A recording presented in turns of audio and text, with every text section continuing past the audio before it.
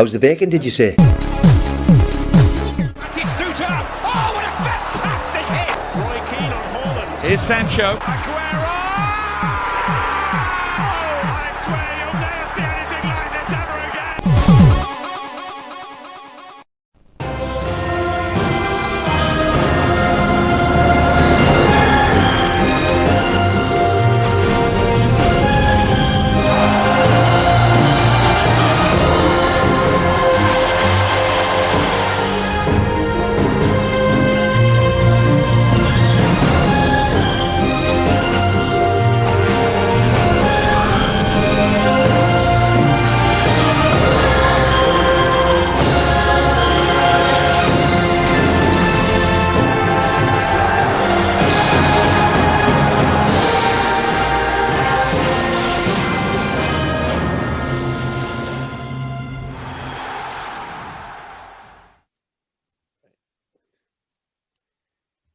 Hello and welcome to the Prawn Sandwich Podcast.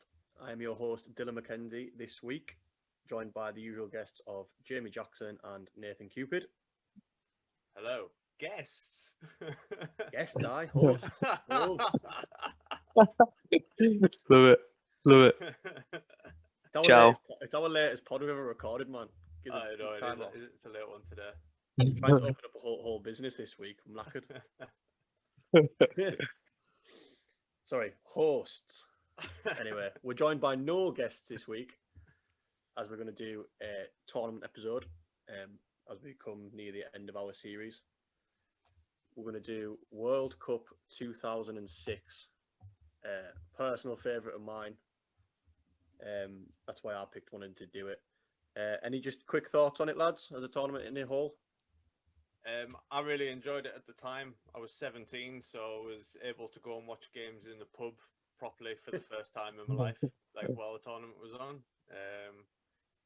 That was a big enjoyable. But I must have watched, I'd say 80% of the matches, like throughout the entire thing. I tell you what, I noticed watching it back, like how much of a swan song it was for like a lot of big era players like Figo, Zidane. Like, yeah, I was gonna say there's a lot of like Final tournaments. I think it. Yeah, but I think it's funny how many there's loads of legends, especially forwards, but then there's loads of younguns that it's like their first breakthrough tournament. Yeah, all in a one. It's like weird, if you know what I mean. But nah, it works out. It works out well. It's one of my favourite tournaments, this tournament. Yeah. No, Yeah. I really enjoyed it. Like, Anyone who knows me, the 2006, I literally spent the entire year proclaiming that I was Italian. Same. It's between this and Euro 2008, it's like the first ones I remember where I can this is one of the ones where I remember where I know where I was when I watched games and stuff like that. So just to give the listeners a quick run through, we're just going to skim through a lot of the groups, and this week we're going to look in depth on England's campaign, because if we're honest, this is probably the biggest tournament for the golden generation, if you want to call it. And then we're going to look through, because we know we love them by now, we're going to look in depth in Italy, since they got to the final, and obviously everyone knows eventually won it. So the tournament was hosted by Germany from June the 9th till July the 9th. Winners obviously were Italy and France. Germany won the third place playoff. The official song was called Celebrate the Day. It was the same song, but just recorded in different languages. Didn't know if you knew that. It's a bit shit in English, like, and England's song was Embrace World at Your Feet, which is, I think it's terrible. It's an absolute tune. You'd like it. of course. It is a tune. It goes the complete other way from a football song. So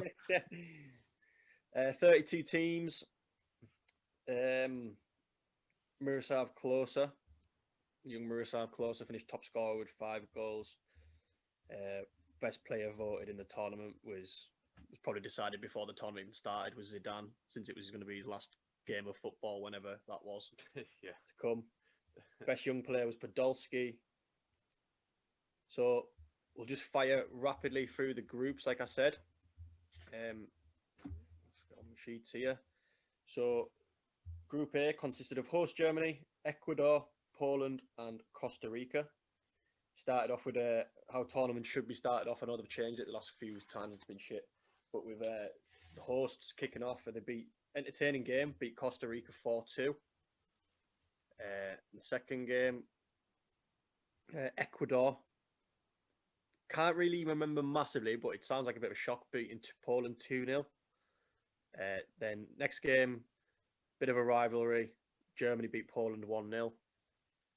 Ecuador then pretty much sealed their qualification from the group, beating Costa Rica 3-0.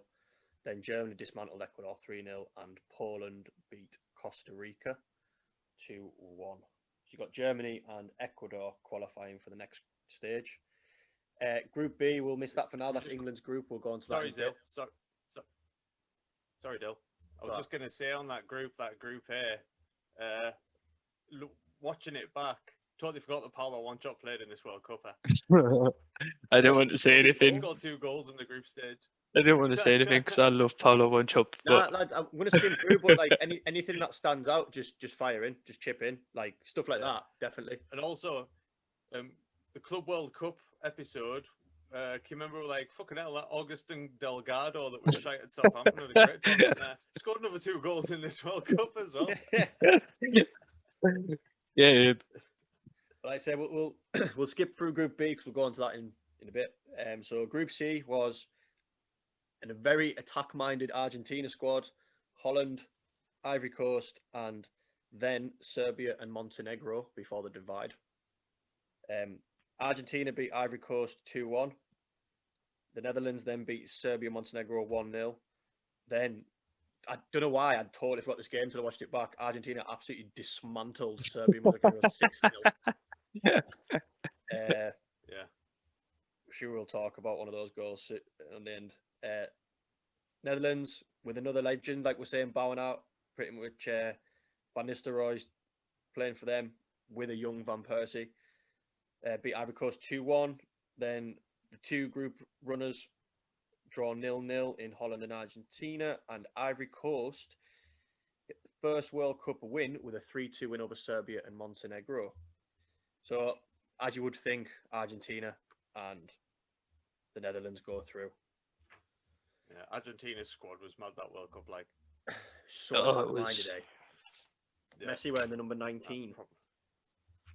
It had only been about 18-year-old at the time, wasn't he? Yeah, about that. I think it was maybe his debut season with Barca. Anyway, Group D, Portugal, Mexico, Angola, and Iran. Mexico beat Iran 3-1. And Portugal only scraped past Angola 1-0. And Mexico draw 0-0 with Angola. Portugal then beat Iran 2-0. Portugal then beat Mexico 2-1 to top the group. And Iran and Angola drew a 1-1. So even though they ended with 2 points, not a bad showing for Angola. Like Manucho playing up front. Group E, we'll come on to. That's Italy's group. I totally forgot that Angola were in that World Cup. Totally forgot. They had like weird black and red kit or something, wasn't it? Yeah, red with like a black trim down the arm, and Puma had some good kits in that World Cup, but we'll get on to that. Very nice kits. Group F, Brazil must have been laughing their tits off with this group. Australia, Croatia, and Japan. Australia beat Japan 3-1. Japan's golden generation haven't really come into it just yet, though, have they really? They were all a bit young. It was more 2010 when they're... Yeah. Honda and... When their pros were a bit older. Yeah. Brazil beat Croatia 1-0. Japan-Croatia is then 0-0. Brazil basically qualified, beating Australia 2-0. Then they hammered Japan in their last game 4-1. And Croatia-Australia draw 2-2, which actually sees Australia go through, which is good to see because they normally... The team from that area normally just get dicked, don't they, in World Cup? I'm sure that was that the first World Cup where the qualifying campaign had been in the Asia coefficient? Yeah, it was the first one. Only one team qualified. It was them. Oh, right. Also, no, there must have still been. Oh, it was 2010, not the first one where they 2010 did was the big Asia. one when Because they did because New Zealand went to 2010, didn't they? Yeah, because normally what they used to do, well, it's what New Zealand would still do, wouldn't it? If they win the like Oceania area one, then they play like 6th place or something in the South American one in a playoff. Oh, it's mad, innit? Yeah. Get in. A young Luka Modric was playing for Croatia in that tournament as well. Ooh, yeah. Niko Kovac and that's still playing, man. Yeah. I'm sure Brazil were the only team with a perfect record, weren't they, in the group stage? Yeah. Oh, no, Portugal. Ah, right. Ooh. Portugal won. And so did Yoshida in the Japan squad. So did Spain. Oh, well, I'm full of shit. Good attempt, Jay. It's a late pod. Group G, Switzerland, France, South Korea, and Togo. Surprising, top in the group, Switzerland. France coming second by a point. South Korea beat Togo 2-1. Then France and Switzerland draw 0-0. Then France draw 1-1 with South Korea in a goal that William Gallas is absolutely fuming with if you watch it back. It's hilarious. Switzerland beat Togo 2-0. France beat Togo 2-0. And Switzerland beat South Korea 2-0 as well to see out that group. And then the final group to skim us through is Group H of Spain, Ukraine, Tunisia, and Saudi Arabia. I always remember being at school and seeing Saudi Arabia and being like, what? Like one World Cup, Germany dicked them like 8-0 on that. It's like, why are these in it? Spain beat Ukraine 4-0. Lovely to see Raul on the score sheet with a young Fernando Torres and Villa. Yeah. Tunisia, Saudi Arabia 2-2. And then Ukraine beat Saudi Arabia 4-0. Again, another legend, Shevchenko playing.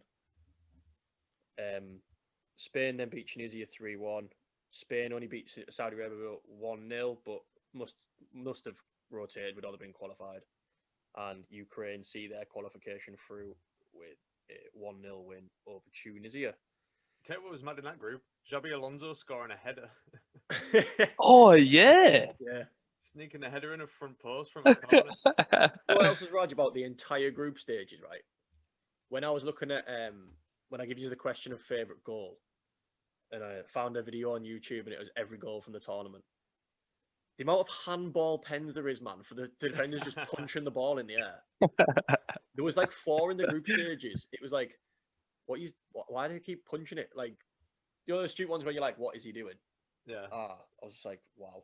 Was this like the first of a series of tournaments where the ball was a massive factor, like the Adidas Teamgeist, where they were like the ball, like it moved and all that?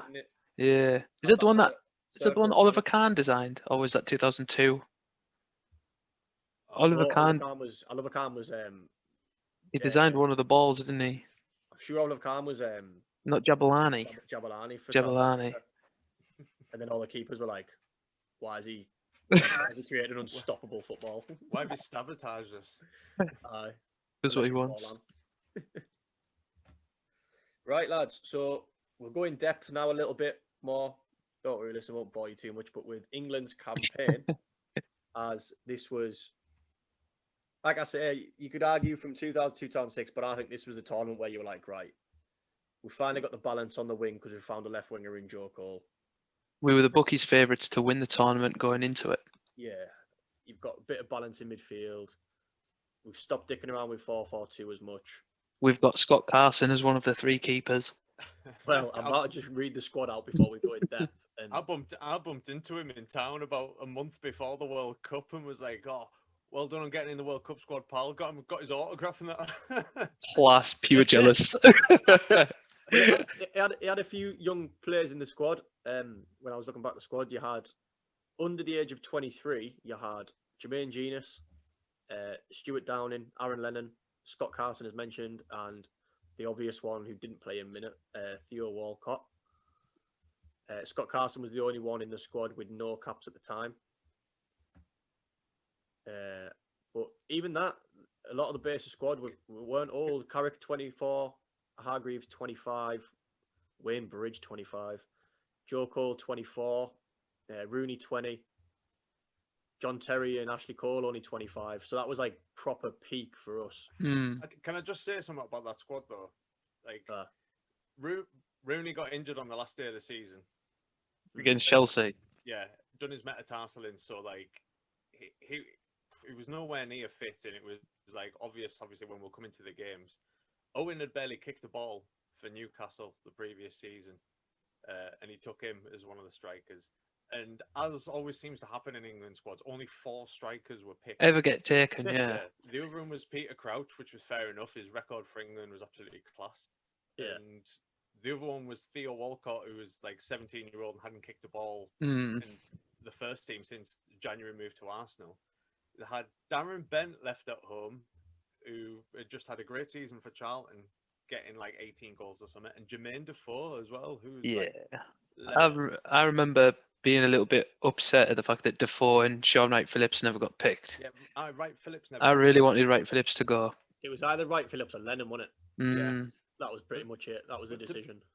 I remember at the I'm obviously a bit older than you. I remember at the time being a bit baffled, obviously, by the Walcott thing, and then like thinking in my head was like, oh well, no, it's like a pure wild card. Like no one is going to really know what he's like. And then when you see the footage of him when he played a few games for Southampton, he was fucking rapid. Yeah. Send him on against tired legs later in the tournament. I feel convinced myself it was. I think he was kind of hoping for like. It just seems like how Hoddle got Owen to work in '98. Yeah. It kind of oozed a little bit like that. I know Owen was like somewhat established. Well, it just like been joint top scorer in the Premier League the season before, in 1998. Like Walcott was just like, and I know, I can see the parallel. Yeah. I can see the comparison there. It was just. It was Sven, the new Sven was leaving before the tournament started. Yeah. Like he said that like it was leaving after it, wasn't it? But sorry, Dill, you can carry on with our. No, it's alright. So we'll just quickly skim through the games and we'll go a big talking points at them. So England, the group unbeaten, 2 wins and a draw.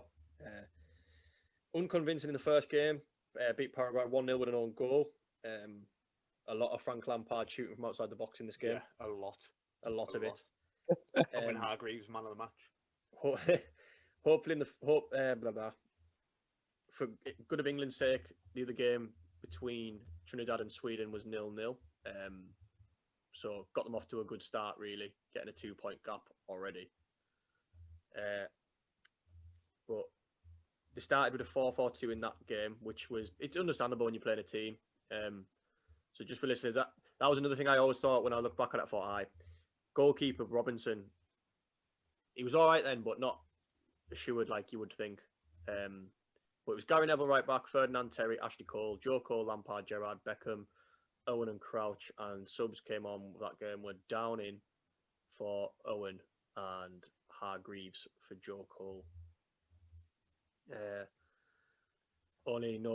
Few notable in the Paraguay team, but 2 would then be signed from Sunderland, Christian Riveros, later on in his career. But no, and then like I say, but just a quick run through, just for mine and Jay's and Nave's sake for being Sunderland fans, just a quick run through the Trinidad team. I'll tell you what, we'll move on to that game then. We'll just move on to that game because it's the same game. England beat Trinidad 2-0. That was a hard game to watch. That was bad. Only change for England was Carragher for Neville at right back. But to be fair, when you look back at it, it was a hard game to watch. When you think at the time, because remember watching in the house. But we did miss sitters. Crouch missed 2. Owen missed a free header. Lampard pretty much missed from the penalty spot. They nearly scored as well. Yeah, they were quite cleared off the line. Yeah, cleared off the line. John Terry. Yeah, was it Stern? John flung himself at it. Big Stern. But yeah, that team for 82nd minute, wasn't it? 82nd minute, Gerrard. Crouch put us 1-0 up. Yeah. It was a difficult watch, but so Shaka Hislop was in net. Winger for Sunderland, but right back at this tournament, Carlos Edwards. Port Vale's Chris Burchill. Fucking brilliant, that. On the right wing. Absolutely LA Galaxy legend. White man playing for Trinidad and Tobago. And then We've got another one now. The three Sunderland boys, not at the time, but we loved, were Dwight York, Kenwyn Jones, and Stern John. Dwight York now playing a centre mid role, captaincy for Trinidad. First time anyone in England had seen Dwight York for like 3 years or something, and he's waking up as like a bossing central midfielder in a World Cup. And then he got to boss the championship. But yeah, left it late, and then the thrilling game, 2-2 with Sweden. Mr. Joe Cole, great one. This lighting it up. It's such. Watching it before, I was laughing. Like, you have to remember it. Such a bonehead goal. You've just pure ruined my favourite goal. You knew we were going to talk about it, though. So. But I won't talk about it. But we'll talk about it later. Then this was the first game of the tournament I watched in the pub, and it was an evening kickoff. I remember I watched it in Fats, and it was absolutely rammed. And I went in. I can't remember who I was with, and. But I knew people that were already there, so it was like, oh, there's shit places to get to. I was like, oh, I managed to get like right in the main couch watching it, and when like Cole's goal going in, the pub all gone off it, and everyone's steaming. I was like, oh, watching footy steaming in a pub's the way to go. I can just remember being sat on the fence. As much as I love England, I absolutely love Sweden. So I just remember being like, it draws the best result for me. 2 World Cups in a row we had them in a group. I know. Didn't beat them. Hargreaves in for Gerrard. Our only change in that game. And good. Michael Owen in the 4th minute. Oh, that was fucking hell when his knee went. Yeah. Like both ways. Yeah. Aye. With them gold Umbro boots with the white with the England flag on. So then we were down to 1 fully fit striker. Rooney, like, obviously coming. Oh, I think he started this one, didn't he? He played an hour. Did he not? Like they said that he'd be. Crouch came on for Owen. There was that thing in the paper where it was. Remember the whole cryogenic chamber that they were putting him in, and it was like, you can play minutes and minutes and minutes and minutes, and he'll be fully fit for the final. Like, soundy. Oh man, we've got Was already. He played 70 minutes. Gerrard came on for him. Obviously, Gerrard scored the second. Joe Cole assist. Great game by Joe Cole in a whole. And Rio Ferdinand came off for Sol Campbell. Back and Larson scored for Sweden. Yeah. Header the front post, and then Larson's was like probably a worldie. I don't know how it went in. An absolute worldie. But yeah, we qualify, and then we play in a game where the cameras were more concentrating on Cheryl Cole and Victoria Beckham in the stands against Ecuador. They were on them like every 20 minutes. When Beckham scored. Right, okay, we get it. It's a shit game. Beckham's going to whip a free kick in just to save us. I remember watching this game in the Crown pub at the top of Stanix. I went with my granddad, and there's some fella sat at the back of the Crown, and remember, like we were saying before, like the camera kept panning to them both, and I just remember some fella, and if you aren't from Carlisle, then you just won't understand it, but some proper drunk fella in like a fake England shirt, like skin tight at the back of the pub, was like, I wish they'd get them mutts off the screen and get the football on. It was unreal. I just remember turning around and going, Grandad, what's a mutt? It was absolutely ridiculous. It was like every fucking 20 minutes. It was like, what are Cheryl and Victoria doing now? Like, even when we score, it goes to them in the crowd. It goes to Victoria. Like, oh my god, Beckham scored. Like, what is this? In the like, everything was about like what they were up to, because they were all out in South Africa as well. Like, all the wives and girlfriends are out kicking about, dotting with each other in that. like a WAG World Cup. Aye. Brazil's looking on form. Well, saying that, in 1998, every time Brazil were playing, like, Ronaldo's girlfriend was always there, and the camera would always go to Ronaldo's girlfriend in France 98. They're built different then, man. The Brazilians. That is true. Beckham's goal, though. We don't. He spewed on that. He spewed that game as well. He did, yes. I was going to ask you, it was that game? I couldn't remember if He it was. vomited like mad. Aye. He absolute dish though, long sleeved in that shirt, brown hair, the blue Predators. Oh, Bex. Aye. Unfortunately, we have to go into the next game for Bex's heartache. But yeah, sorry, listeners, there's not really much to talk about that game. If you watched it yourself, you'd know why. It was a pretty poor affair. I watched it at my stepdad took. I was only 14. My stepdad took me to. It's now called the Nosy Cow Inn. You know, just before you leave Carlisle, if you go London Roadway. Aye, I know it. Yeah, I can't remember what it was called then. It was called something else. It's yeah, like a restaurant now, but it was just a pub then. I watched that, and I watched the Portugal game in there as well. I watched the Ecuador game. I actually watched that one at home. Me and my mates. My mum, that was like, just have the living room, and we just had cans everywhere and got steaming watching. So in the quarterfinals, we go up against Portugal, featuring the likes of a young Cristiano Ronaldo, Figo's last tournament, I would believe. Yeah. So quote me if I'm wrong if he played in Europe on it, but I'm sure he didn't. They played Holland in the round of 16, and they had like 2 players sent off. It's the most red-carded game in World Cup history, isn't it? I remember going into this game against Portugal. I think Deco was suspended. I can't remember who else was suspended. There was loads. Costina? Costinha, yeah. Yeah. Deco and Costinha and... Nuno Valente? No, I don't... Manish? Nuno Valente got booked, so if he didn't play in the next game, I would think so. They got... In that game, they got loads booked. They got Ricardo, the keeper, Nuno Valente, Costinha, Manish, Figo, Deco, Petit. But Petit definitely played. So it was probably Nuno Valente, I think. I think it was because Nuno Valente played. It was definitely Deco because I remember I bloody said in Jay's quiz, didn't I? I put Deco as one of my players to play in the game, and for the life of me couldn't remember why. And then you go back on that. I thought that was a shoe-in. Like, yeah, I thought we were winning that game. Like, they had so many gone. I was like, oh, we're breezing this. Well, their team was Ricardo in net, Miguel right back, Fernando Miera, Carvalho, Nuno Valente, and then they played a Christmas tree of Petit, Manish, and Thiago. Used to play for Chelsea.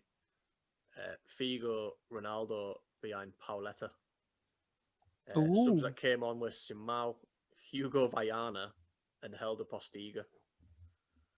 Jesus. Just frustrating, wasn't it? Beckham injured in the 52nd minute. And then we had it. 10 minutes later, we all know what happens. Again, Beckham going off, and then, like, nothing against him, but, like, Aaron Lennon coming on. Aaron Lennon had a great chance in extra time. Yeah, he did. With an absolute great chance. You see that match in extra Right, time? Phillips would have scored. That would have been the ideal time to bring Theo Walcott in that game. At this point, I generally think Sven couldn't give a shit. If we were 11v11, maybe. He brought on Carragher just to take a pen, didn't he? Yeah, Carragher didn't miss it. They did penalty training throughout that entire tournament, and every single day they did training, Carragher didn't miss a penalty. So he brought Carragher on for it, missed the penalty. Still blows it. Did Carragher score at Istanbul?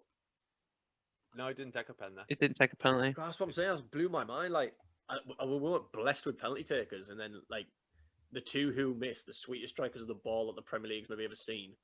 You know, we got 2 of the best attacking midfielders in the world at the time. And then both miss a pen. Hargreaves scored though. Clubs. Hargreaves was England's best player in that tournament. He was. He was. He was absolutely quality. I had a presentation evening when this game was on for my youth level football team, and we got to watch the entire game and then play a football tournament afterwards. And I spent the entire football tournament afterwards crying, just running about after a football, crying because England got beat. I watched this game in Fats, just like I did Sweden. It was afternoon kickoff, and sat right at the front watching telly, got steam, and then somebody tried slagging off Hargreaves, saying it was shite. And I was like pure like kicking off, leading to Hargreaves' defense. It's like, how can he be shite? He's been playing for Bayern Munich regularly for like 5 years, man. You know, fuck all. Fuck all. I remember my first pint and all, Jay. I know. Well, it might as well have been. But you know, like I get it. It's hindsight, right? But surely, with a minute left, you're going to stay out the game, right? We bring Carragher to take a pen. I know what Nave's saying, but surely, like, I don't know, Downing, Genus, Carrick can all take a better pen than Jamie Carragher. Downing was on Peterborough. Yeah. You're not telling me they're not. Carrick started against Ecuador, then doesn't get on in this game. Yeah. Like, we went 4-5-1 in this game still. Rooney played up top on his own. And then obviously we'll go on to it now, I'm still not 100 convinced by it, like, but that it was the stamp. Yeah, I think it's the reaction and everyone's. Yeah, it's just the way everyone got involved. I generally think it's a yellow. It's a yellow until and then Cristiano gets involved, and then everyone starts piling in, and then it's. I think it's just the reaction, and it's like, well, I'm gonna have to do it now. The other thing I think is poor from the ref is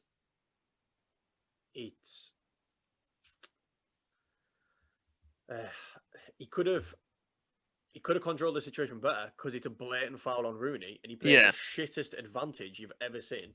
He's on the floor trying to get up with the ball and the ref's like, advantage. It's like, well, no, Carvalho's like kicked lump out the back of him. Like, and we all know Carvalho, he's quality, but he's a dirty bastard.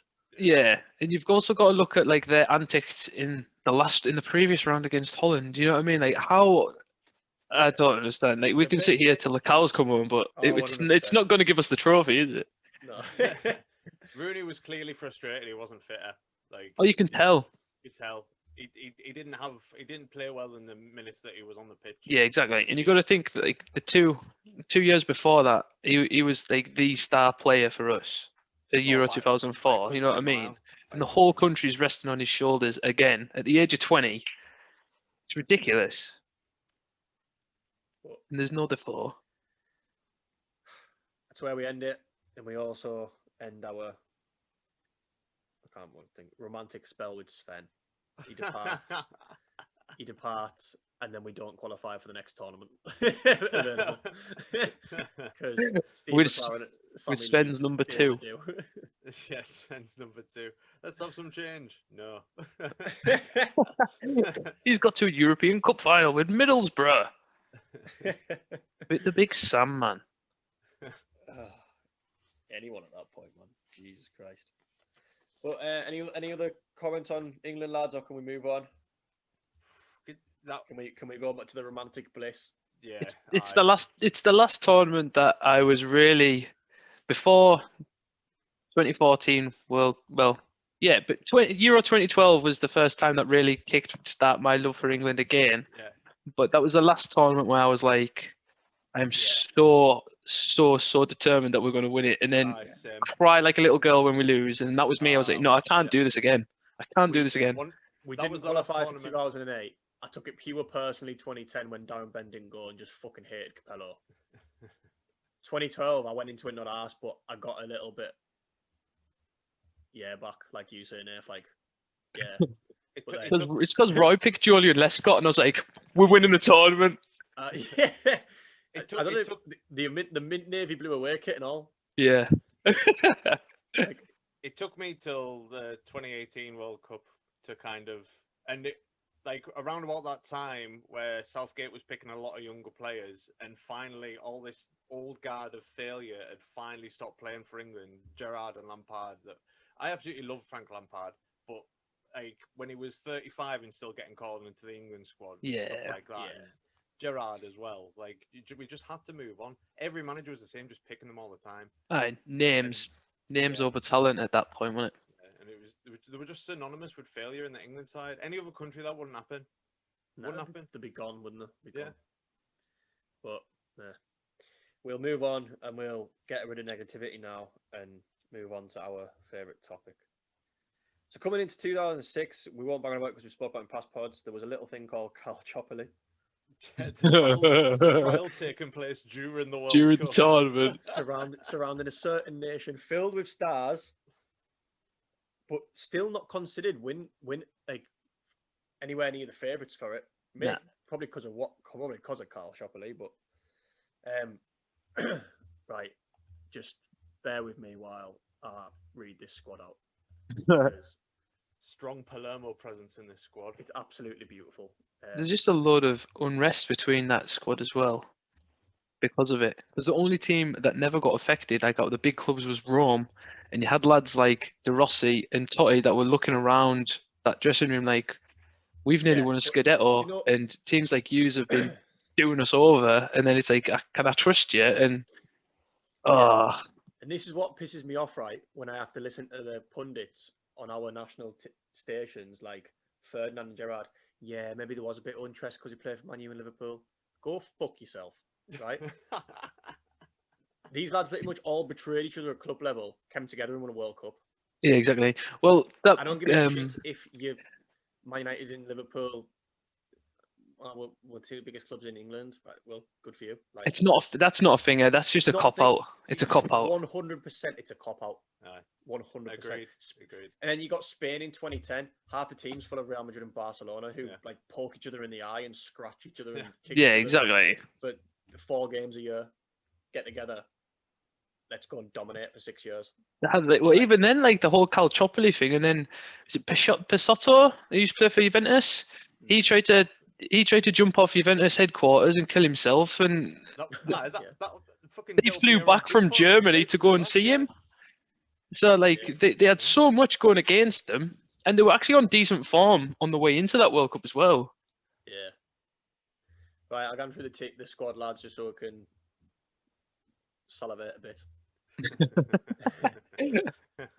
Gianluigi Buffon, Christine Zaccardo, Fabio Grosso, Daniele De Rossi, Fabio Cannavaro, Andrea Bazzali, Alessandro Del Piero, Gennaro Gattuso, Luca Toni, Francesco Totti, Alberto Gilardino, Angelo Peruzzi, Alessandro Nesta, Marco Emilia, Vincenzo Iaquinta, Mauro Camoranesi, Simeone Barone, Filippo Inzaghi, Gianluca Zambrotta, Simone Perotta, Andrea Pirlo, Massimo Oddo, and Marco Materazzi. 4 Palermo players in that squad. What a team, eh? 4. That's another like a golden generation. So many of them names were in the Euro 2000 final. You know what I mean? So yeah. Also, they took 6 forwards in that squad. Yeah, they did. Luca Which Toni, is not very Italian. Inzaghi, Gilardino, Del Piero, Totti. Iaquinta. I said Iaquinta at the start. Marcelo Lippi going against the entire Italy just sit back and defend. Nonsense. And they all scored. All of them scored. Yeah, they all did. All 6 forwards scored in the tournament. How would you actually just take all of them? Class. Totti nearly never went. You were? Totti was injured in Jay. Calm, man. So that group starts with the Czech Republic beating USA 3-0. A nice fallout Czech Republic side from the Euro 2004 squad that we've mentioned sometimes in the past. Italy started off with a 2-0 win over Ghana. Let's get it up now. But there is. So Italy's team were Pirlo and Iaquinta scored that game. Zaccardo, Nesta, Cannavaro, Grosso, Perotta, Pirlo, De Rossi, Totti, Gilardino, and Toni. Del Piero, Iaquinta, and Camoranesi coming on. A young Asamoah Gyan playing up front for Ghana. Yeah. Obviously, 2010 he lit it up, but this was the first glimpse of the world. Had him. Yeah, it was at Udinese at the time. It was at Udinese at the time as well. And one of your two lads' favourite, I'm sure, is Sami Kufor at centre half with John Mensah. John Mensah. Sami Kufor. So start for Italy 2-0. Won't go on too much about the groups, to be honest. Then they play United States in the next game. Draw 1-1, and is that the Zaccardo one? I love him, but De Rossi with a shocking elbow. Oh yeah, he just decides to rearrange McBride's face. Yeah, like blood pissing elbow. Bad, like. But yeah, 1-1. Zaccardo with an own goal, and Gilardino scores a header from a Pirlo free kick. Pirlo assisted some amount of goals in this tournament, eh? You what, mate? Pirlo assisted some amount of goals in this tournament. What a tournament. What a tournament. Absolutely unreal. Yeah, phenomenal. This was, I think for me, this was the tournament where Pirlo was like, rather than just being a part of that midfield of AC Milan, went from being just part of a midfield, on like the world stage, to like people knowing like he's unreal. He became the metronome that tournament. They all just like knew they had a job. Like, I'm not a Gattuso fan, but he knew what his job was. Yeah. Be a dick and a pest, and then pass it to Pirlo. Yeah. Because Totti played as Camelot in a diamond that they played. And then they just kind of floated between, like, say, De Rossi, but he got sent off, Perotta, Combinesi. Yeah, Perotta played a lot. So, yeah, in the game, Ghana beat Czech Republic 2-0. Good on them. Absolutely unreal goal from Sully Montari in that game. Oh, well, Asamoah scores as well. Yeah, he does. And then in the final game, unfortunately for Italy, but it would be a godsend eventually, Nesta goes off injured, and Materazzi comes on and opens the scoring. And then an aging, who we all love, Pippo Inzaghi, rounds the keeper. I fucking love this rounding of a keeper, this goal, like, because it takes a week for him to get around him. Yeah, all the shite getting around him. You think he even needs to do it? Him and Yaquinta are 2-on-1, and the pass is just there. Yaquinta, massive open goal, and Inzaghi just takes a week to round the keeper and slot it in. I like that angle where like he's doing it and like it hits the back of it. You just see Yaquinta's face like in true Pippo style, celebrates it even though they're already qualified, like he's won the World Cup. Yeah. Pippo Inzaghi's like scored in the final. The way he rounds him as well, it always makes me think of, you listen to like podcasts from, especially Grazie, and you read things that everyone says he was a shit footballer who could just finish. Yeah. He looks shit doing it, doesn't he? He looks shit. Like, he's branded the worst best footballer ever. Yeah. Because he couldn't like do anything technical apart from he just knew put the where ball to in the net. be, having it in the net, and the whole this lad was born offside, and like it's class. Class. He's class. Yeah, unreal. I love fair Pippo. play to him. But they topped the group, 7 points. Ghana going through second, which was lovely to see. And then Italy play Australia, which should have been on paper, you would say, a walkover. Turns out not to be. Got quite lucky, really. And it takes, which will lead on from what Jay was saying, it takes a 95th minute Francesco Totti penalty. It's not a penalty, though, is it? It's not a penalty. It really isn't a penalty. And I spent loads saying it was. So yeah, it is. It's not it, like pure shit. So yeah. At the time, I was like, "Oh, it's a penalty. It's a penalty." Oh, that was never. But it's pure not. Fabio Grosso like marauding into the box from left back. Lucas Neal goes and makes a challenge. Doesn't get anywhere, but Grosso manages to buy the pen. Well, it's not even a challenge, is it? He's trying to block a cross. Yeah. And then because he's lying down, Grosso's like, "Well, I'll just walk into him." Then. He literally just walks into a lying down player. And Italy down to 10 men in this game as well. Materazzi gets sent off in this game. Yeah, Materazzi was sent off in the first half. Yeah, and he can't come back till the final. What a fucking World Cup he had. What a World Cup Italy had? No, I think he only got banned for one game. I think he plays in the semi. Was he playing the semi? I'm sure he's only fit to play. He can come back to the final, and then it's down to Nesta. Nesta has to pass a fitness test. He plays in the semi, son. Does he? Yeah, it's the next round he's banned for. But yeah, he's sent off and then see it into. But the best thing about it was Jay was saying, people didn't know Totti got injured in like January for Roma, and it to anyone else. Well, not to anyone else. It's down as like a 7-month injury. But there's a story that as soon as he did it and got the operation, Lippi came to his bedside and was like, "You will go to the World Cup," which could be. I a just load of need you to bullshit, play but- one game. yeah, but Italians are Italians, and they make everything a romance. No, He he plays in the last 2 games, I think it is, for Roma. He plays in a Coppa Italia final. Yeah, that's the one, son. Yeah, against Inter. Even then, though, it's incredible recovery rate because a 7-month injury and he recovers in 60 days. 100%.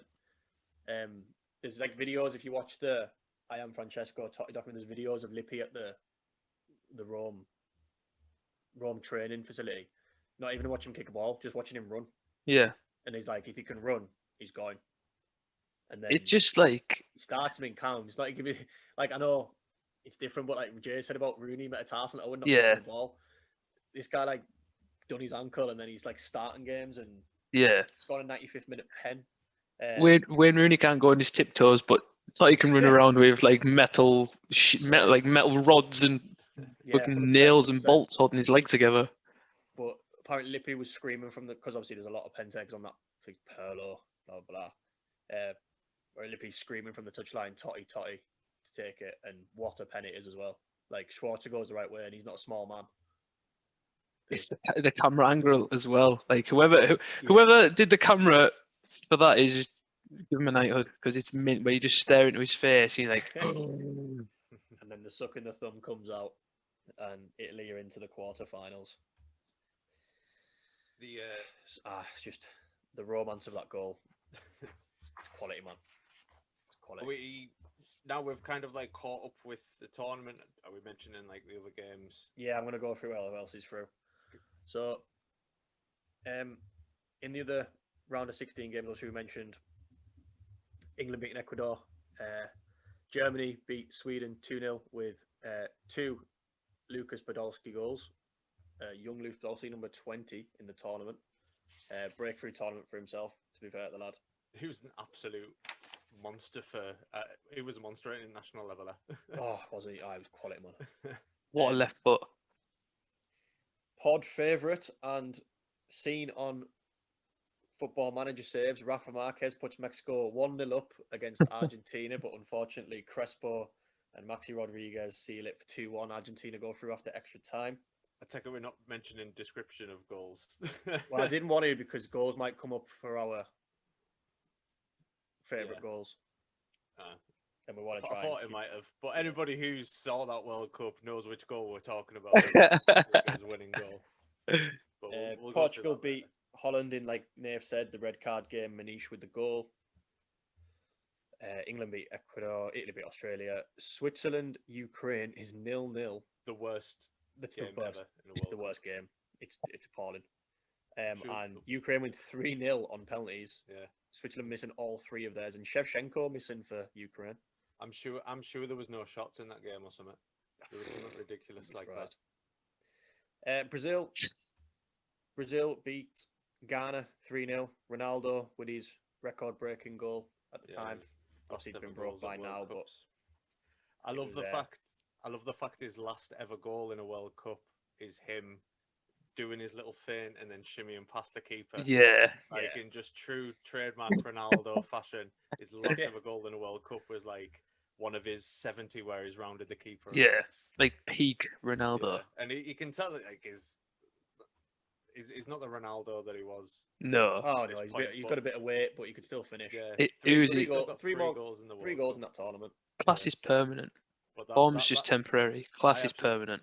That last goal that he scored in that tournament was quality. France sends Spain home.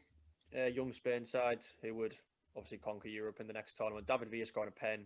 France goals coming from Ribéry, Vieira, and Zizou. 3-1. Raul's final game, wasn't it? Yeah. Raul's final game for Spain. Yeah, Raul's final game. They still should have went, man. He should have went in 08, like. We've had this, but yeah, I'm not gonna cry about that again. He should have went in 08. So move on to the quarters. Before I go, we'll finish with Italy, so we'll just get through the other games. So after extra time, it's 1-1 between Germany and Argentina, and the Germans do what the Germans do and win a penalty shootout. Neuville, Balak, Podolski, and Borowski scoring. Roberto Ayala and Cambiasso, well, Lehmann saved it for Argentina. Ayala scored though in the game. Nice Which one, man. pleased Jay, I think. Yeah, he had a good tournament. Aside I'm from sure Di Michaelis went to that tournament, you know. Did he? I'm sure he did. I'm pretty sure he was at Bayern Munich at that point as well. I tell you who was flying up and down their left-hand side as captain in that tournament. Juan Pablo Sorin. Beautiful head of hair as well. He was. Got the squads. No, it that didn't was go, their son. first World Cup since 1990 that didn't have Batistuta. No Di Michaelis. No, Colaccini went. Oh, they deserve to get 24-year-old. knocked out. Deserve to get knocked out. And then soon, not soon, but to be Sunderland goalkeeper Oscar Ustari, age 19. Nice. Yeah, Messi was 18 at the time. So we go on to the next quarterfinals. We've talked about England, France, knock out Brazil. They must have been fucking sick of seeing each other by this point. Henri with the winner. Yeah, Thierry on volley at the back post, wasn't it? Aye, yeah. Time to go. I do like that France kit, like, I will say. France have some tidy kits. Aye, it's a bit of work, it is that. Where are we at? Yep. So, Must be Italy left. yeah, Italy left. So, the game, great game. Italy, This, if anyone, Ukraine, innit? you can find it and watch it full. The game that pronounced the Berlin Wall, Cannavaro's arguably greatest game. Am I bold in saying that?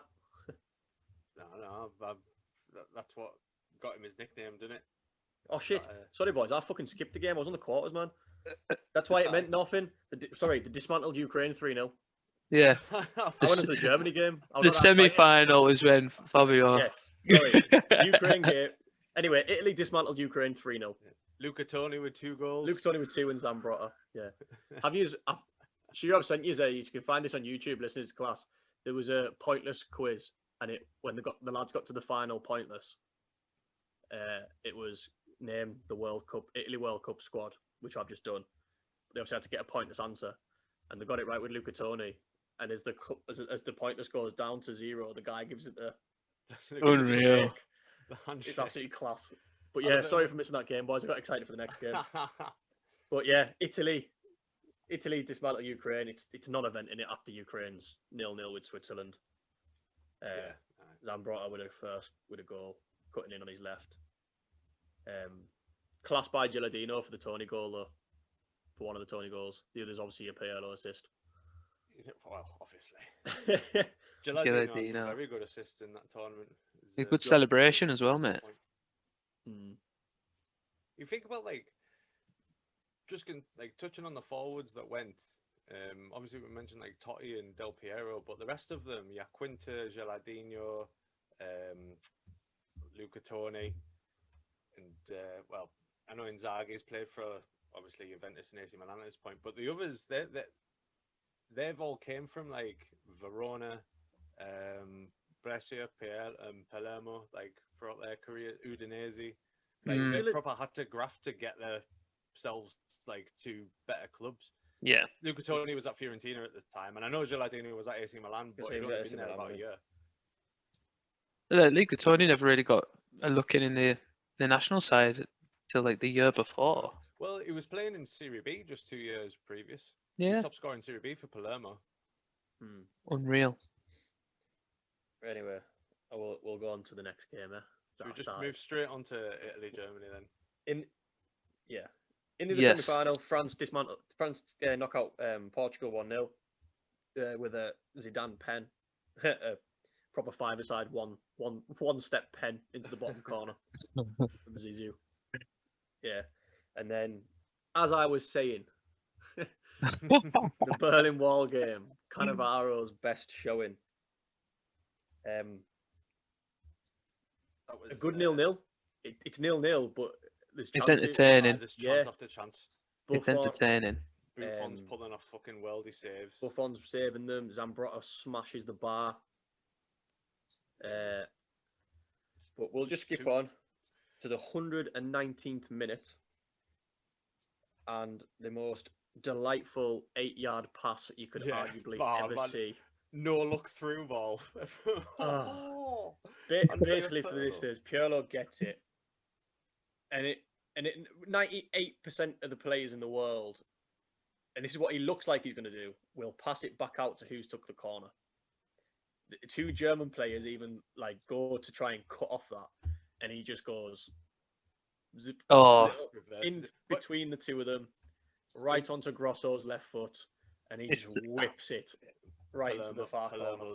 Fabio Grosso at the time. I even think Fabio Grosso's like oofdy. Yeah, it's such a well timed reverse pass. It's like no one sees it coming. No one sees it coming. He's looking to the direction where anybody else would play that pass as well. Yeah, exactly. He doesn't move his head to follow the ball where he's passed it. He just knows it's perfectly weighted. It's absolutely perfect for Grosso to. It's trust as well. It's trust in your teammates. The curl on that goal is absolutely class. Quality. Absolute quality. Beautiful. Germany hammer forward. And then Cannavaro makes an absolute colossal challenge on the edge of the box. Yeah. Sends his team on the way. And Del Piero finishes it off with a. What a finish that is, by the way. Oh, top bins. It's another little delightful little pass from Gilardino as well. Yeah, the assist at the end. Yeah, holds it up. Funny enough, I was listening to an old Golazzo this week where it was just an episode about Del Piero, and they were talking about this time and because he was Juventus's replacement for Baggio in the 90s, but because he's quite an introvert and he's quite reserved, the rest of the country didn't really take to him as a superstar, so to speak. Yeah. So this was his big moment. Italy. He does care. Because in 2002 and 2000, there were important games. He missed loads of chances. He had a great. I'm sure it was France in the final. He missed a handful. Yeah, in Euro 2000. Yeah.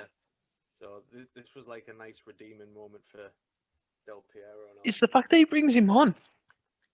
It's the fact that he brings him on. Normally, you would associate Italy with being Germany are peppering them with possession and chances, and you're thinking he's going to stick another defender on, he's going to stick someone else on, and he brought another striker on. And he brought 3 on. Yeah. He brought off Camoranesi and Perotta and Tony for Gilardino, Yaquinta, and Del Piero.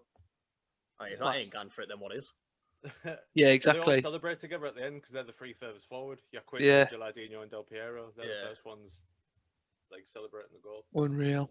But yeah, and then so that's it. That's the final set. Italy versus France.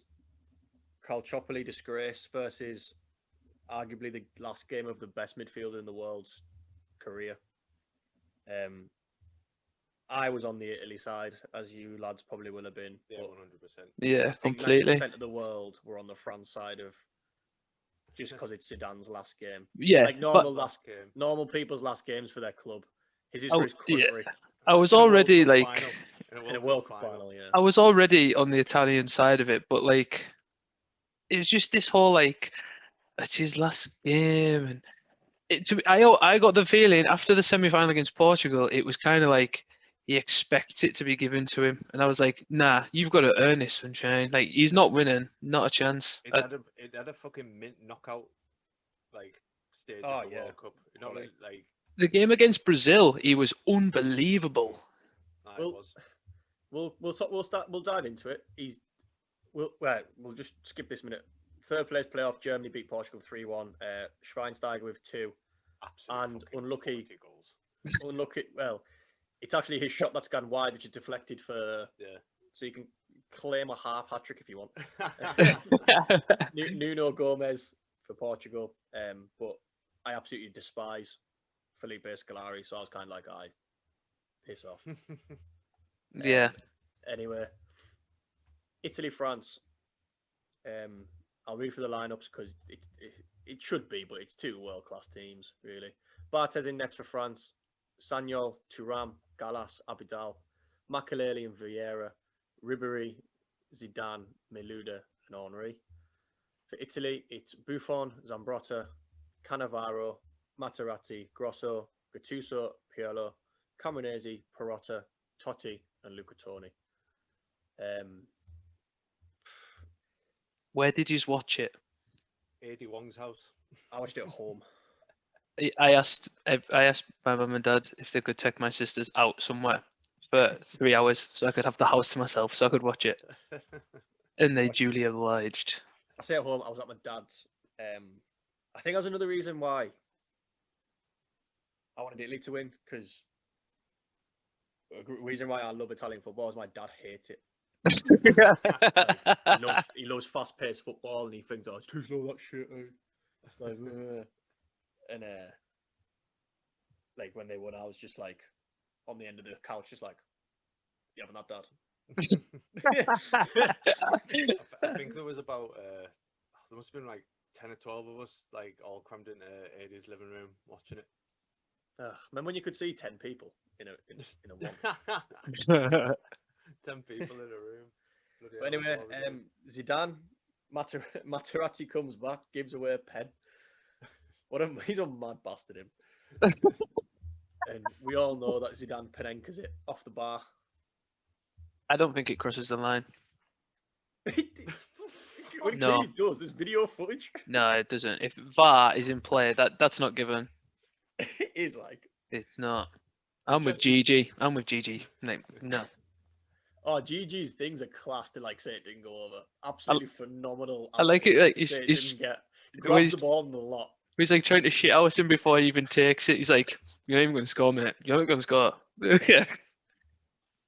But then, as he does, another Pirlo assist, redeeming himself, Marco Materazzi.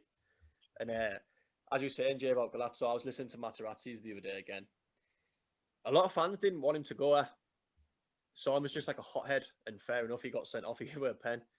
He's actually turned out to be like a hero. He scored in the groups, and then he comes up and scores in the final. He also scores a pen. You include all that, he's Italy's top goal scorer. Yeah, he is. He's Italy's top goal scorer in the tournament. He's still got the record for defender to score the most penalties in Serie A history, isn't he? Yeah. And he's got the record for most Serie A goals from a defender in a season. Yeah. 12. He's class. Was that when he was at Perugia? Or? Yeah. He's on pens and free kicks and that. He went to Everton and did now. He's like 6'5". It's not like we're describing like an Ian Hart small fullback. Yeah, exactly. Like a Dennis Irwin. He's a proper lanky man. He's centre half. And I'm not being funny. Like when Andrea Nesta goes off injured in the group stage, yeah, you wouldn't have thought that they'd go on to have like. You wouldn't thought they'd have won it.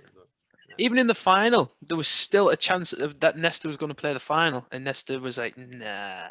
And Andrea Barzagli was just young at the time. Palermo, another Palermo. Yeah, exactly. So anyway, it's 1-1. Luca Toni hits the bar, then he scores, but he's offside. A very high line from France, but fair play if it works. From another Pirlo free kick. In extra time, Buffon saves a bullet header from Zidane. What a save! What a save! Eh? What a save! Unreal.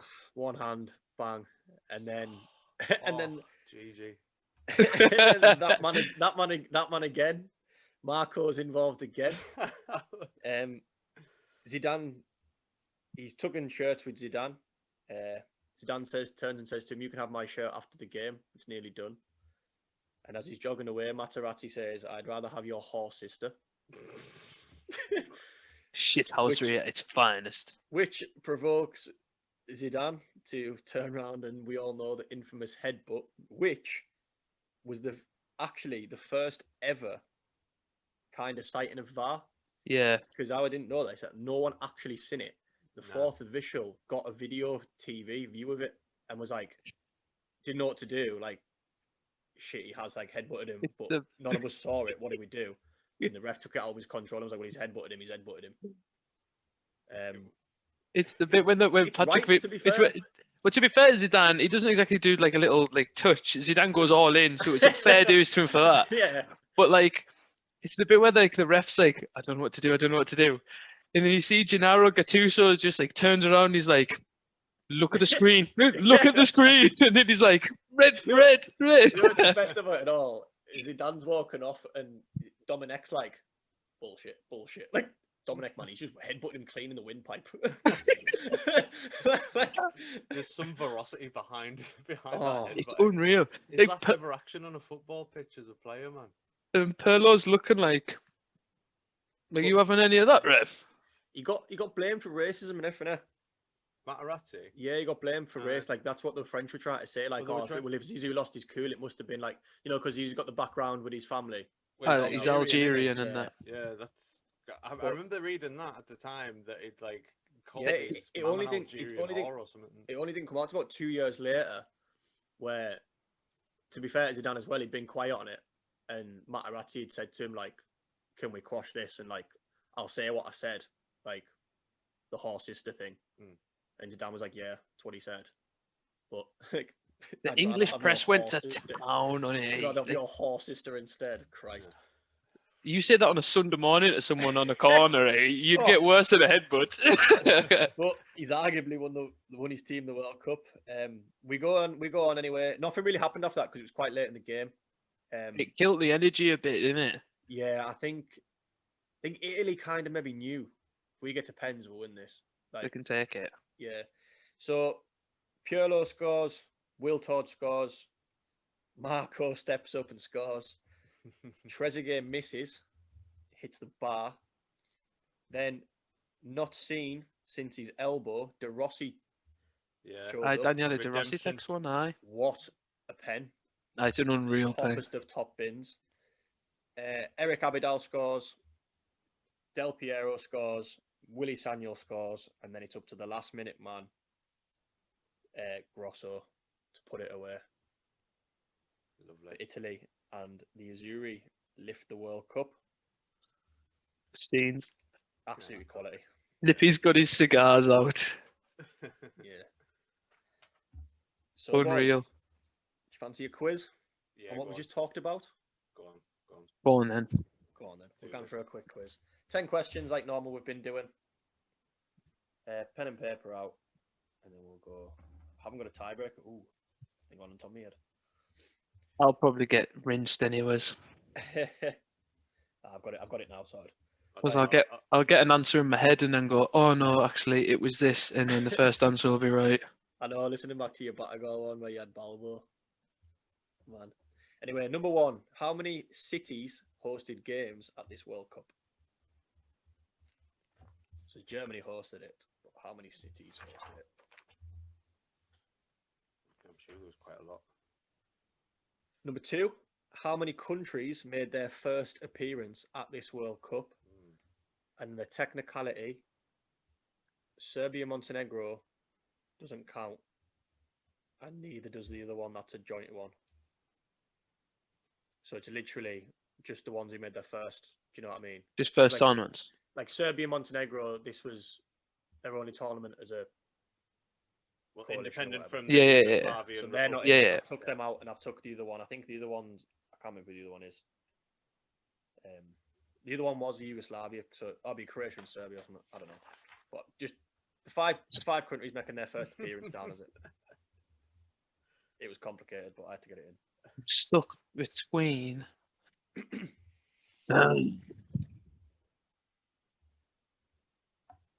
Right. Yeah, I think that's right. Number three, which two teams shared the Fair Play Award given to FIFA for like least cards and whatever? It's not Holland and Portugal then. Imagine if it was just that one game. Fair play. No, actually, no, I won't put them.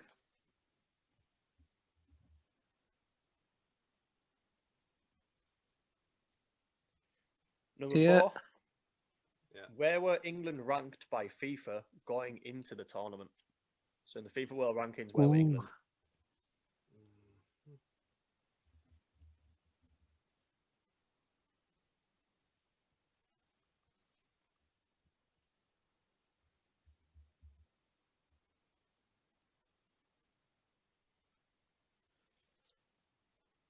Number 5. Which referee represented England at this World Cup? Oh, I can't believe we didn't mention that, actually. I can't wait for the I rant. was amazed that you didn't. Yeah, I was like waiting for it, but no, the rant will come. It'll come, don't worry. Number 6. How many goals per match was scored at the tournament? And I'll give the closest. Average? Yeah, what's like the average per game? Wow. I'll give the closest one the point.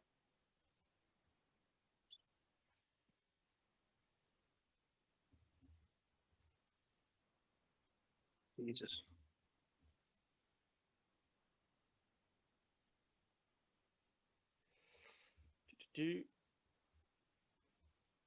Number 7. Nath mentioned it, but I'm glad he didn't mention who. Oh no. Materazzi actually tackles his own player when he's sent off against Australia. But who does he go through? Oh, I've only been able to watch goal highlights. Oh, fucking hell. Yes, I've got it. Oh, I'm just taking a guess. What's the Italian guy? What's the Italian guy in Galazzo called again? Sorry. Gabriele Marcotti. You listen to his Galazzo, he goes absolutely west on this because he's like he's an Inter Milan fan and he loves Materazzi. He goes absolutely sick on it. It's class. Anyway, You were best mates with him. Oh, 100%. Number 8. With Ronaldo retiring from international football, who was Brazil's number 11 at this World Cup? Oh, never. That's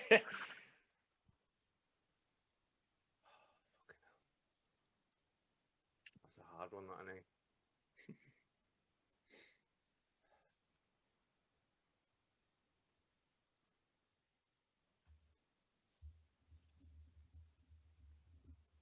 Take a punt. Number 9. With Nesta injured and Marco Materazzi suspended, who came into the back 4 against Ukraine for Italy? What was that? With Nesta injured and Marco Materazzi suspended, who came into the back 4 against Ukraine for Italy? Jesus. Oh no. Oh, it mattered. They could have lost literally anyone at centre half. That game. Yeah. Oh, never. I'm going to have to leave that one blank. The final one, lads. Who wins the corner for Italy's equaliser against France in the final? So Pirlo gets the assist that we talked about, but who wins the corner?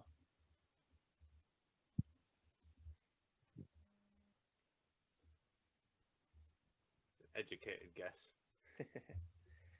Just ready to go through, or do you want us to read any of them again? I'm happy for you to go. No, I'm good. All right. How many cities hosted games, lads? 9. How about 12? Go on, Nathan Cupid. 12. Moved. Just to be a nerd. Berlin, Munich, Dortmund, Stuttgart, Gelsenkirchen, Hamburg, Kaiserslautern, Frankfurt, Cologne, Hanover, Leipzig, and Nuremberg. Weirdly, though, there was only 10 bases for training camps. How many countries made their first appearance? I Put 3. 5. I put 5. It's 1-1. Jay takes it with 5. Angola, Ghana, Trinidad and Tobago, Ivory Coast, and Togo. Yeah, Oh. that's the 5 I had. I got Angola, Togo, and Ivory Coast. 3. Which 2 teams won the Fair Play Award? Oh, I put Ukraine and Ghana. Japan and Australia. Not one in there. Brazil and Spain. Ooh. All the Japanese have got it. They're a nice people. Where were England ranked by FIFA going into the tournament? Put 7th. Oh, I went bold and put 4th. Both wrong. 10th. Ugh. Yeah, when I looked at it, but then you think about it, Brazil were clear out top because it obviously like World Cup. You said 4th, Nate. I think Czech Republic were 4th after the Euros. I just went balls to the wall like 4th. Three I'm Lions. actually ahead of Italy. Italy were 11th going into this tournament. Fucking hell. We're winning. Yeah. So still 1-1, lads. Right, go on then. Which referee represented England? Graham fucking Paul. You got that too, Nath, yeah. Yeah. Fucking Come on. asshole. Come on. 3 yellow cards, man. 3 yellow cards in a game. Yeah, you give 3 What a yellow cards to donkey. one player in a game for anyone who doesn't know that infamous dick. Was it Australia, Croatia? Yeah, it was a Croatia player that had done it Yeah. too. It was Right, Josip Simunic or something. Closest gets it. How many goals were scored per game at the tournament? 3.6. Oh, I did 2.6. Nathan Cooper takes it 2.3. Oh, 147 goals scored in the tournament. 2.3 per Nice. game. Who does Materazzi tackle to be sent off? I put Simone Baroni. Zambrotta. Oh, Nate's edged out in front. It's Zambrotta. 4-2 lead. With Rivaldo retiring from national football, who was Brazil's number 11? I put Adriano.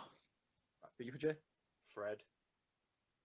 Both wrong. It was Zé Roberto. Oh, shit, it was as well. Fucking hell. Adriano was number 7. I thought Roberto was 7. Oh, I'm raging with that. With Nestor injured and Materazzi suspended, who came into the game against Ukraine?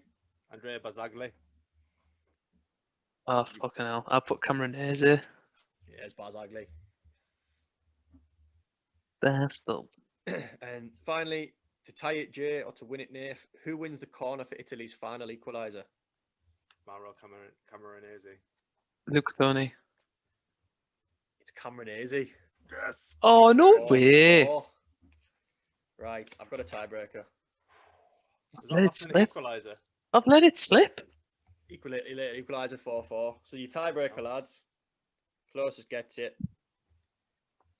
How many players were joint second top goal scorer with 3 goals?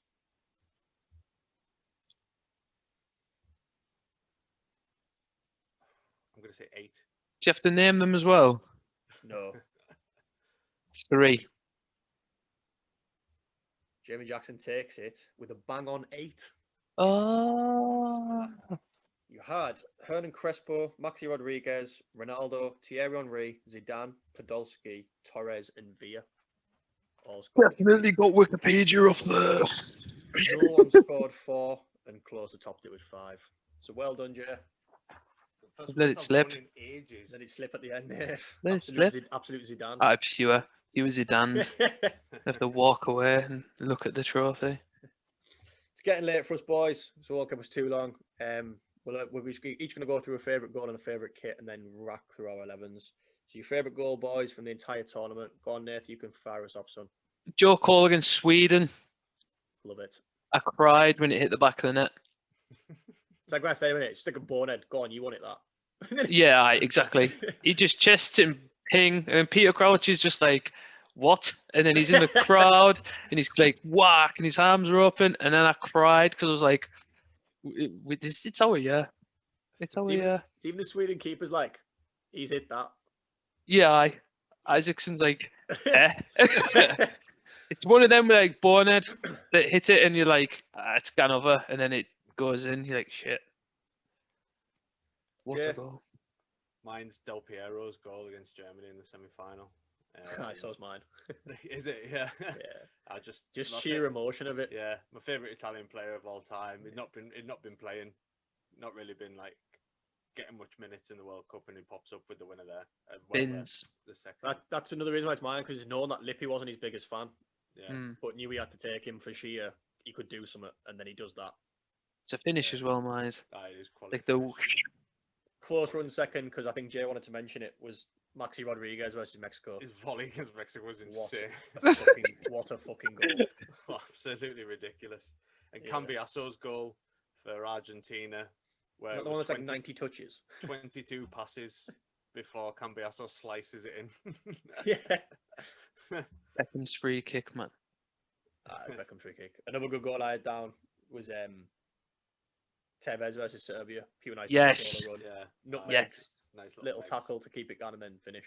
Mm-hmm. Philip Lahm's goal in the first game as well, where Philip Lahm plays left back in this tournament, and then Yes. he goes on to play right back in his later career. Then he's a CDM, but in this tournament he was left back. And the goal against Ghana, where he cuts in onto his right foot, whips it in the top corner. Great tournament for goals, eh? Torsten Yeah. Frings with another worldie. Schweinsteiger in the 2 goals in the Third place playoff. yeah. Yeah. Right, lads. Favorite kit? I had 3 because I couldn't choose. I struggled to choose. I really like the Lotto template of Ukraine and Serbia, which is the same as this Palermo top I've got on now. But it's the African teams of Ivory Coast, Togo, and Ghana, because in the material it's got like their nick. Like, for example, Ivory Coast, it's got an elephant like in the material. Ghana has like a black star and like a mountain or something in the background. Togo has an eagle. I just thought it was really cool that like ingrained in the material is the pattern of like an animal. Ivory Coast, my number 1. Yeah. You know, I hang off elephants. It's just it's class. Do you know what's dead funny about it all? They've got like, so you're right. Ghana's is 3 black stars, and one's big, and then it gets smaller. Togo's is the elephant, and then the eagle, like Jay said. Then Switzerland was sponsored by Puma as well, and because like European teams have like no mint nicknames, it's just a Switzerland flag faded instead of like an elephant or out. It's like pure shit. That. But yeah, I had Ivory Coast. I had this beauty that didn't get worn because they didn't play it at all. And I had the Buffon's World Cup final top, the gold one. I think that's for a keeper top. I think that's absolutely class. It's a good kit. I had both England kits because I think the quality, the unreal kits them too. The home one. The red one I like the cross on the shoulder. with the little cross and the gold printing, and Italy's home one.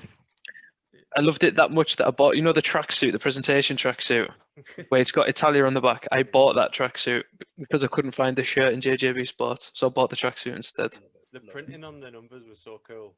Oh yeah, like the slanted gold and quality, absolute quality. To win it, destined. I think it's got in it for the views. Yeah, it does.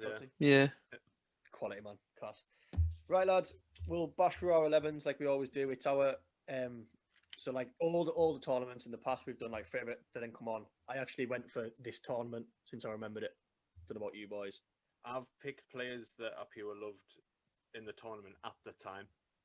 Right. So sweet. like my thinking is like it's 17-year-old Jay's like favorite team in the tournament, which I think's a good way of doing it. Yeah, I think mine's quite similar, to be fair. That's fair enough. In nets, Buffon. GG. Buffon. GG. No even point to talk about it. All 3 of us are going to have Buffon. Yeah. Right back. Zambrotta. Lilian Thuram. I've got Zambrotta. Centre half pairing. Nath. John Terry and Marco Materazzi. Nice. Jay. Cannavaro, Marco Materazzi. Nice. I'm going to call Jay out. I've got Cannavaro and Thuram because Thuram played centre half this World Cup. Left backs. Was it Willie Sagnol played right back for France? Aye. Pascal Chimbonda, the reserve right back. Aye, we put Chimbonda reserve right back. Fabio Grosso, my left back. Yeah, same. Yeah, I've got Grosso. What an Italian defence. Class, man. Dave, did you just have Italy at the back? Yeah. Italy and John Terry. I went for 4-man midfield. Same, just a flat 4. No, I went 4-2-3-1. Yeah. Go on then, we'll all do our centre mids. Nath. Andrea Pirlo and Owen Hargreaves. Nice. My love for Owen Hargreaves grew tenfold after this tournament. Yeah, I've got Pirlo and Hargreaves as my 2 centre midfielders. I've got Pirlo and Zizou. I know he got sent off in the final, but he had a mint tournament if you take out. It was a good swan song apart from Second of Madness. Monster headbutt. Right side. Schweinsteiger. Figo. I went for Maxi Rodriguez. 3 goals. Yeah, I've got him on the left. You're on the left. Yeah. Dave. On the left. Yeah. Thierry Henry. Nice. He had a really good tournament. I got Joe Cole. I think my love for Joe Cole, like you said, Nath Hargrave grew after that World Cup. I'll go with Nath. I'll go 4-2-3-1. Mine can play Cam. Who's your Cam, Nath? Totti for the Mine's penalty. Mine's He Totti, did absolutely bollocks all apart from the penalty, but just He had Totti. like a stint in the final, and then he. Totti. Yeah, I've I've got got Totti him in for the there. romance of the story. Yeah, I've got Totti as like a 10 just behind a striker. Oh, I love it. Who's your Nice. strikers then, boys? Lucas Podolski. Luca Toni. I went for closer. Yeah, I probably love Podolski after this tournament. Like, it's mad how good he was for Germany. It is ridiculous. Absolute quality. So we'll just quickly bash through them. Nath's team of the tournament. Go ahead, Nath. Buffon in goals, Zambrotta at right back, Grosso left back, centre back partnerships of Marco Materazzi and John Terry, two holding midfielders, Andrea Pirlo and Owen Hargreaves. On the left of the three, Thierry Henry. On the right of the three, Luis Figo, Cam, Francesco Totti, and up front, Luca Toni. Nice. Jamie. Buffon in goal, Fabio Grosso left back, Lilian Thuram right back, Cannavaro, Materazzi centre half, Maxi Rodriguez on the left, Owen Hargreaves and Andrea Pirlo in the middle, with Sebastian Feinsteiger on the right. Francesco Totti playing as a cam just behind Lucas Podolski. Nice. Mine is Buffon in nets, back four of Zambrotta, Cannavaro, Thuram and Grosso, midfield two, Pirlo and Zidane, and the three behind the striker, Maxi Rodriguez, Joe Cole, Francesco Totti behind top scorer Miroslav Klose. So that, ladies and gentlemen, is the World Cup 2006. Thank you for doing the research, boys. A pleasure as always. I enjoyed it. Like, again, I think Batistuta and this have been pure good last two things. Yeah. And just a little tease for the listeners. Can't fucking wait for Nath's Sven. The next one. So we're treating you to a good line of like topics here. Like, There's a lot to get through. yeah, that's just the women. One for the dads. But yeah, thank you, boys. Congratulations, Italy. We hope you win it again, as we love the romance of the Italian game one day. But hit us up on Twitter at Prawn Podcast, Instagram prawn_sandwich. Thank you. I've been your host. And again, cheers, boys, and good night. Cheers, everyone. Take care. Arrivederci.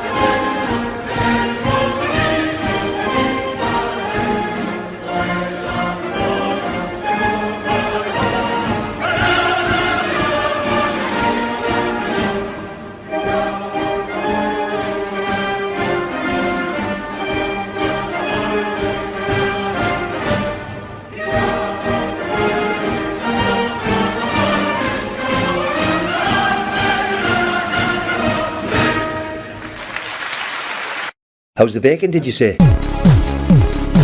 Batistuta! Oh, what a fantastic hit! Roy Keane on Haaland. Here's Sancho.